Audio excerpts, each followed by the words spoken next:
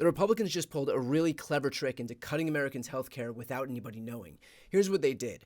The Republicans just advanced their budget blueprint by a vote of 217 to 215, with every single Democrat voting no. That would allow them to make deep cuts to certain committees. Now, it's true that the Republican budget doesn't expressly make cuts to Medicaid and food stamps, but what it does do is mandate cuts to certain committees. So, for example, the Energy and Commerce Committee is forced to cut $880 billion from its budget. That is the committee that oversees Medicaid. You cannot cut $880 billion without cutting Medicaid.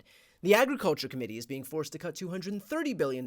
That is the committee that oversees food stamps. You cannot cut $230 billion without cutting food stamps. And so do you see the trick that they're pulling? None of them actually expressly voted for a cut to Medicaid. None of them expressly voted for a cut to food stamps, but they did force cuts to the committees that will then have to cut those exact programs. So they gave themselves one layer of protection to be able to maintain some plausible deniability so that when they go back to their districts, they don't have to say, oh, well, I voted for a budget that cuts Medicaid and food stamps, knowing full well that they did vote for a budget that forced the committees to then cut those programs. Again, a clever little trick to prevent them from having to take accountability for their own actions.